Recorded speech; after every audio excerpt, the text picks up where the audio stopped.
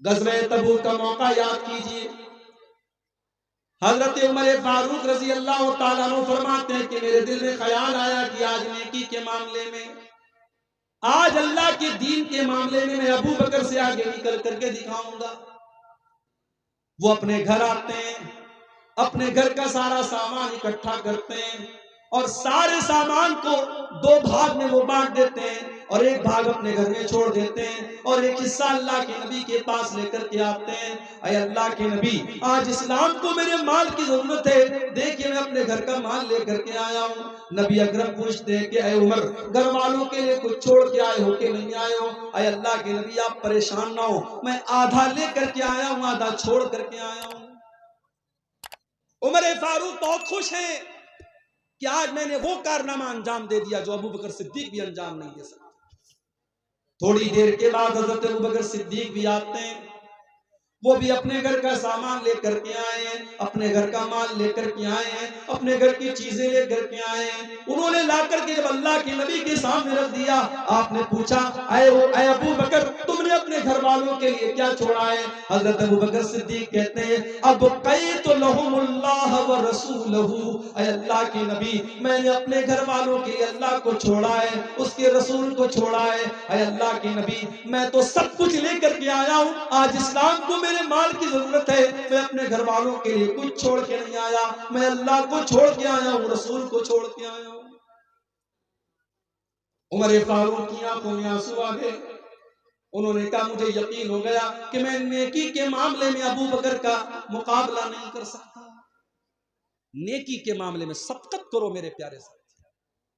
اسی لیے اللہ تعالیٰ قرآن کے 17ویں پارے میں اپنے نبیوں کا ذکر کرنے کے بعد کہتا ہے، اپنے نبیوں کا نام لینے کے بعد کہتا ہے انہم کانوا یسارعون فی الخیرات، یہ میرے جتنے نبی تھے، یہ میرے جتنے رسول تھے، وہ نیکیوں کے معاملے میں آگے آگے رہتے تھے، وہ نیکیوں کے معاملے میں پیچھے پیچھے نہیں رہتے تھے۔ میری پیاری ماں بہنوں، نبی اکرم کے دور کی عورتوں کو آپ دیکھیے، اس زمانے میں لاؤڈ اسپیکر کا انتظام نہیں تھا، اللہ کے نبی تقریر کرتے تھے، عام طور سے مردوں کے بیچ میں تقریر کرتے تھے، عورتوں کے درمیان آپ کا بیان نہیں ہوتا تھا۔ ایک مرتبہ کچھ عورتیں آئیں، اے اللہ کے نبی، مرد لوگ آپ کی باتوں کو سنتے ہیں، ہم عورتوں کو تو آپ کی بات سننے کو نہیں ملتی ہے، اے اللہ کے نبی آپ ہفتے میں ایک دن ہم کو بھی دیجئے تاکہ ہم بھی دین کی باتیں آپ سے سنا کریں۔ نبی اکرم نے دیکھا کہ ان عورتوں کے اندر دین کو سیکھنے کی تڑپ موجود ہے، آپ نے الگ سے ہفتے کا ایک دن عورتوں کے لیے طے کر دیا۔ ہمارے یہاں جلسے میں آپ نے عورتوں کا انتظام کیا، لیکن مسجد میں جمعہ میں ہوتا ہے انتظام آپ کے یہاں؟ نہیں ہے۔ تراویح چھوڑ دیجئے، تراویح تو سال میں ایک بار ہوتی ہے، جمعہ میں کیوں نہیں ہے؟ بنگال میں بھی میں گیا، بنگال میں لوگوں نے بتایا مولوی صاحب ہمارے یہاں زیادہ تر مسجدوں میں عورتوں کا انتظام جمعہ میں نہیں ہوتا۔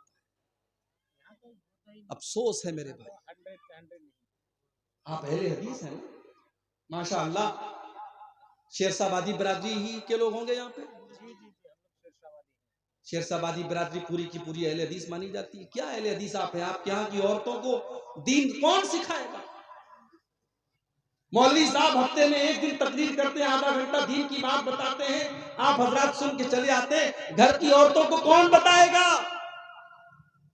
آج ہمارے گھر کی عورتوں کو بگاڑنے والی ہزاروں چیزیں ہیں، فیس بک ہے، سوشل میڈیا ہے، انٹرنیٹ ہے، تمام دنیا بھر کی چیزیں ہیں، ان کو دین سکھانے کے لیے سال کا ایک جلسہ کافی نہیں ہے، اور جلسے میں بھی بیچاری آتی ہے، تقریر کم سنتی ہے، شاپنگ زیادہ کرتی ہے، بچوں کو لے کے گھوم رہی ہیں، ٹہل رہی ہیں، کوئی ادھر بھاگ رہی ہے، کوئی ادھر بھاگ رہی ہے۔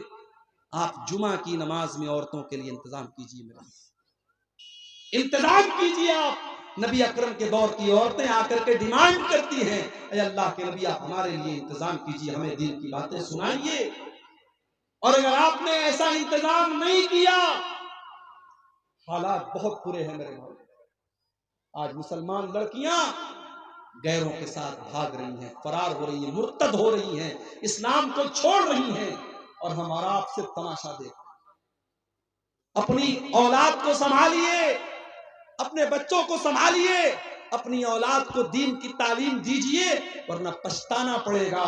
اپنے بچے اور بچیوں کو جس طریقے سے آپ اسکول کی اور کالج کی تعلیم دیتے ہیں اسی طریقے سے دین کی تعلیم دیجیے، انہیں اسلام کے بارے میں بتائیے، انہیں توحید کے بارے میں بتائیے، ورنہ آگے چل کر کے 10-15 سال کے بعد جو حالات ہوں گے، ہر گھر اور ہر خاندان میں اس طریقے کے کیس ہوں گے، پھر آپ کے پاس حالات کو کنٹرول کرنے کا کوئی راستہ نہیں۔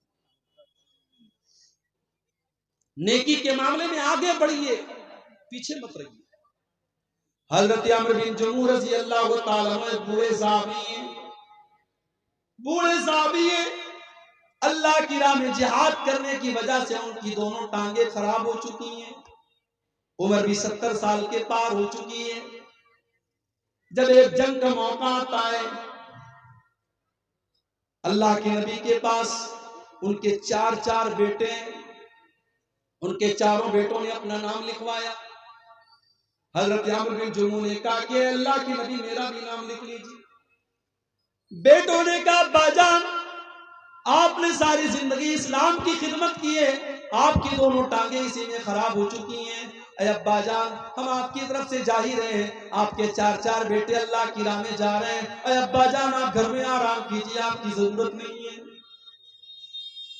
باپ نے کہا نہیں، ٹھیک ہے میں لنگڑا ہو چکا ہوں، ٹھیک ہے میری ٹانگیں کام نہیں کر رہی ہیں، مگر میرے بازوؤں میں آج بھی طاقت ہے، میں دشمنوں کے چھکے چھڑا سکتا ہوں، میں اللہ کی راہ میں جہاد کرنا چاہتا ہوں، تم کون ہوتے ہو مجھے روکنے والے؟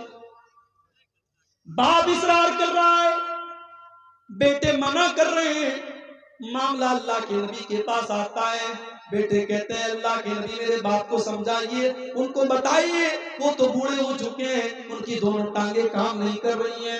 اللہ کے نبی نے حضرت عمرو بن جموح سے کہا کہ آپ مت جائیے، آپ کو ضرورت نہیں ہے۔ کہا اے اللہ کے نبی میں چاہتا ہوں کہ میں اس جنگ میں جاؤں اور میں شہید ہو جاؤں اور میں اپنی انہی لنگڑی ٹانگوں کے ساتھ میں جنت میں چلا جاؤں۔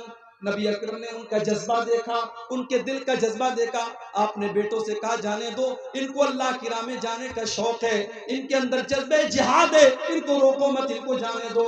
چنانچہ جنگ ہوتی ہے اور حضرت عمرو بن جموح اللہ کی راہ میں جہاد کرتے ہوئے اسی حالت میں شہید ہو جاتے ہیں۔ یہ تھے نبی کے ساتھ نیکی کے معاملے میں آگے رہنے والے۔ ہم اور آپ نیکی کے معاملے میں پیچھے رہتے ہیں، انتظار میں رہتے ہیں کہ ہمیں کوئی جب موٹیویٹ کرے گا، جب کوئی کہے گا تب ہم یہ کام کریں گے۔ میرے پیارے ساتھیوں، نیکی کے معاملے میں آپ آگے